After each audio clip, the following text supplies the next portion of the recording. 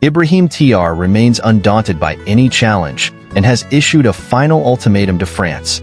The SEL region in Africa holds strategic significance for France, especially after its diplomatic efforts to align more closely with American interests post-2003. France's deep historical connections to Africa mean its presence there is a long-standing issue likely to resurface in policy discussions soon.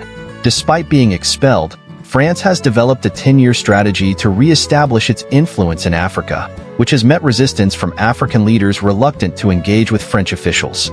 President Ibrahim Traore has openly criticized France's unrealistic ambitions, emphasizing the tension between France's desire to reassert its influence and the African nation's push for sovereignty. France's defense strategy is undergoing a major overhaul aimed at redefining its military presence in Africa. This involves reducing entrenched deployments to promote sustainable cooperation with African militaries and enhancing training capabilities. This shift has been controversial, particularly with General François Hollande's bold proposal for a renewed European commitment to Africa, focusing on the Sahel.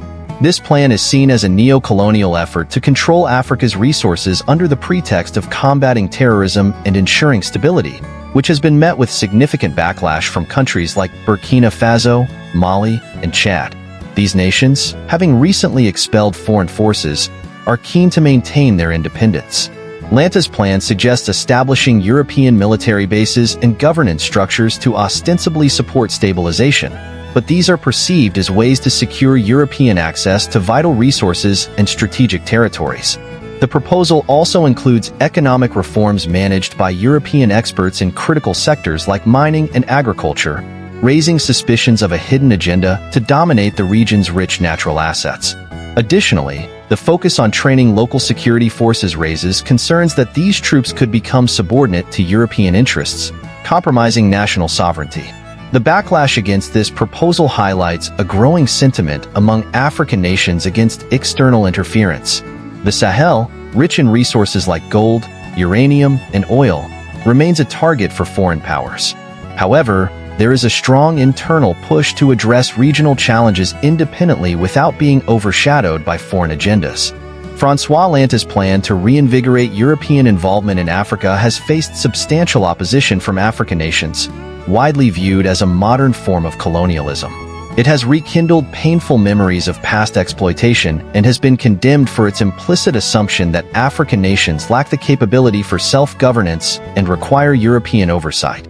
This patronizing stance has united various African countries in a collective effort to protect their independence, with fears that foreign re-entry could further destabilize the region. The initiative may further exacerbate local insurgencies and strengthen extremist groups opposed to foreign intervention.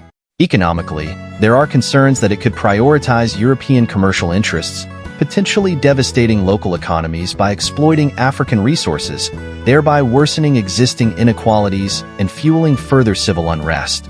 President Ibrahim Traore of Burkina Faso has emerged as a leading figure in opposing this neo-colonial ambition.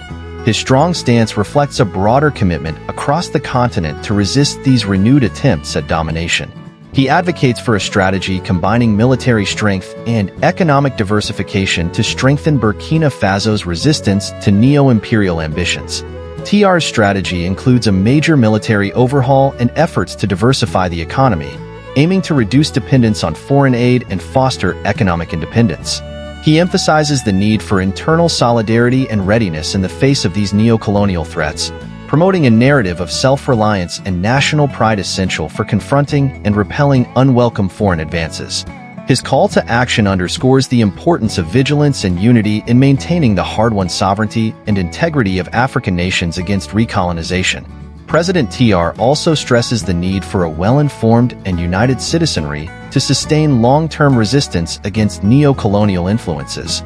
He encourages regional alliances, urging neighboring countries to present a united front against foreign interventions. His leadership has inspired a strong movement across Africa aimed at rejecting external interference and reclaiming autonomy. Traore's strategy is not only national but global. He seeks international allies and organizations to support Burkina Faso's sovereignty, highlighting the global nature of the fight against recolonization.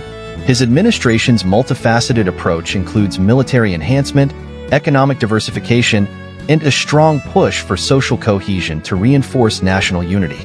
Burkina Faso is modernizing its military and investing in key economic sectors to decrease reliance on foreign aid, which often comes with restrictive conditions. By improving infrastructure and promoting local industries, the country aims to build a self-sufficient economy resilient enough to withstand external pressures. Additionally, TR emphasizes the role of education and public awareness in cultivating a generation that values and is prepared to defend its sovereignty, including reforms to the curriculum to support this goal. Comprehensive studies on colonialism and national sovereignty aim to empower citizens with knowledge, preparing them to actively defend their independence. In diplomacy, Burkina Faso is strengthening its international relationships by seeking support from global platforms such as the African Union and the United Nations to counter neo-colonial threats. This diplomatic effort is essential for building a network of support that acknowledges and aids Burkina Faso's struggle against external domination. Through these strategic actions, President TR is not only advocating for immediate resistance, but also laying down a sustainable framework to secure Burkina Faso's sovereignty and promote a stable, independent future. Burkina Faso, under President Ibrahim TR, is charting a course to reduce the remnants of colonial influence and establish a fair international order. The nation's concerted efforts to break free from the economic and strategic grip of former colonial powers, particularly France, highlight a broader African resolve to reject Western dominance. The recent expulsion of French military forces from countries like Burkina Faso, Mali, and Chad has dealt a significant blow to France's long-standing influence in the region. This is a direct response to France's relentless exploitation of Africa's resources and strategic locations. General François Hollande's new strategy for Africa, which aims to reassert French dominance under the pretext of combating terrorism and ensuring regional stability, involves a sophisticated yet controversial approach using both military and economic tactics. However, President TR's strong stance and call for a united African front against recolonization present a formidable challenge to France's ambitions.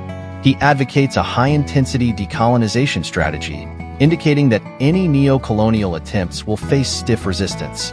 This collective African determination represents a shift towards self-reliance and sovereignty, challenging France's neo-imperial aspirations. Facing growing African autonomy, France is at a critical juncture and must navigate a complex landscape where traditional methods of influence are increasingly ineffective.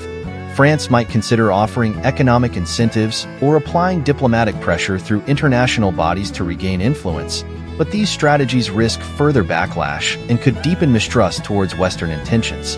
Economic aid, debt relief, and direct military interventions are potential strategies France might use, though these approaches carry risks of perpetuating dependency or escalating conflicts. Alternatively, France might try to reshape perceptions through cultural diplomacy and media, aiming to subtly influence public opinion without overt coercion. Ultimately, the success of these strategies remains uncertain. In conclusion, the future remains uncertain amidst a resolute African resistance. Burkina Faso and its African allies are steadfast in strengthening their defenses against external domination, striving for a future shaped by their own terms and interests, free from the shadows of colonialism. Leaders who accept partnerships with France under coercive conditions risk severe backlash, which could undermine their legitimacy and authority. Such leaders might be forced into alliances through economic pressures or threats, leading to governance based on coercion rather than genuine cooperation. This could result in leaders being viewed as puppets or coerced, potentially stirring internal conflicts and weakening their control, possibly leading to their downfall.